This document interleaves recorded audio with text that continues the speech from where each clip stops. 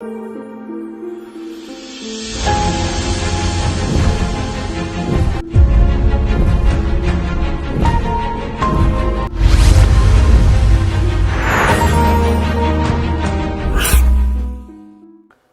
कुंडली में चाहे कितने भी बड़े राजयोग लगे हों, लेकिन एक भी राज भंग योग लग जाए, यानी राजयोग को यह भंग कर दे, तो फिर राजयोग अपना संपूर्ण प्रभाव नहीं दिखा पाते। अब तीन प्रकार की मुख्य कुंडलियां होती हैं। एक तो जन्म कुंडली, जो कि आप लग्न से देखते हैं, दूसरी कुंडली होती है चंद्र कुंडली, और तीसरी कुंडली होती है सूर्य कुंडली। इन तीनों के मिश्रण को ही सुदर्शन कुंडली कहते हैं।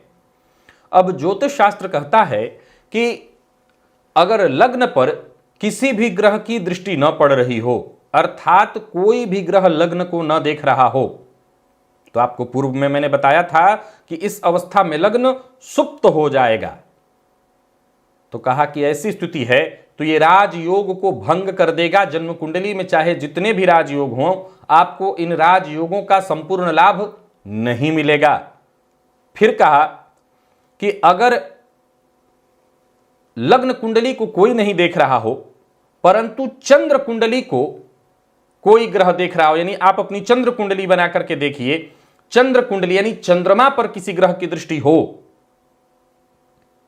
तो घबराने की आवश्यकता नहीं है। पहला जो सूत्र मैंने बताया, यानी लग्न पर किसी ग्रह की दृष्टि नहीं है तो राजयोग भंग हुआ, लेकिन चंद्र कुंडली में चंद्रमा पर किसी की दृष्टि पड़ रही, चंद्रमा पर किसी ग्रह की दृष्टि है, तो भी आप समझ लीजिए कि राजयोग भंग नहीं हुआ, आपको राजयोग का लाभ मिलेगा। अगर ऐसी स्थिति है कि लग्न कुंडली यानी कि आपके लग्न पर किसी ग्रह की दृष्टि नहीं है, चंद्रमा पर किसी ग्रह की दृष्टि नहीं है, तो कहा कि फिर एक काम कर लीजिए, आप अपनी सूर्य कुंडली को देखिए। अगर आपके सूर्य पर किसी ग्रह की दृष्टि पड़ रही है, तब भी राजयोग भंग होने से बच जाएगा। अर्थात जन्म कुंडली पर लग्न पर किसी की दृष्टि न हो, चंद्रमा पर किसी की दृष्टि न हो, सूर्य पर किसी की दृष्टि है, तो राजयोग भंग नहीं होगा। कहा कि लग्न कुंडली पर भी किसी की दृष्टि नहीं है, यानी लग्न किसी भी ग्रह से दृष्ट नहीं है, चंद्रमा किसी ग्रह से दृष्ट नहीं है, और सूर्य भी किसी ग्रह से दृष्ट नहीं है, तो फिर इस अवस्था में कहा कि यह संपूर्ण राज भंग योग है। इस योग के होने से जातक अपने जीवन काल में बनने वाले कुंडली के कितने भी बड़े राजयोग हों, उनका लाभ नहीं ले सकेगा। तो कहा कोई तो ऐसा काट हो जो इनसे बचाए।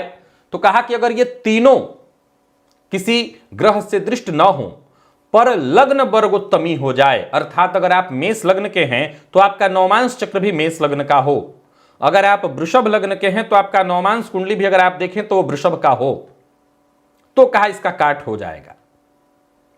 अर्थात आप जिस लग्न के हैं नवमांश चक्र भी उसी लग्न का बन रहा हो, नवमांश भी उसी का हो, तो यह वर्गोत्तमी लग्न हो जाएगा। तो वर्गोत्तमी लग्न के बारे में मैंने बताया था, यह कारक कुंडली हो गई। तो उस अवस्था में ये जो मैंने सूत्र बताया राजयोग भंग हो जाएगा, यह लागू नहीं होगा। लेकिन अगर चारों के चारों आपकी कुंडली में हो जाए, तो फिर ज्योतिष शास्त्र कहता है कि फिर जन्म कुंडली में चाहे कितने भी बड़े राजयोग हों, इसका आप लाभ नहीं ले सकेंगे। तो आप अपनी जन्म कुंडली को देखिए। मैं तो कहूंगा सबको आप अपनी जन्म कुंडली को देखना चाहिए। कई बार जन्म कुंडली में राजयोग हों, लेकिन इस तरह की स्थिति होने से भी राजयोग का लाभ नहीं मिल पाता।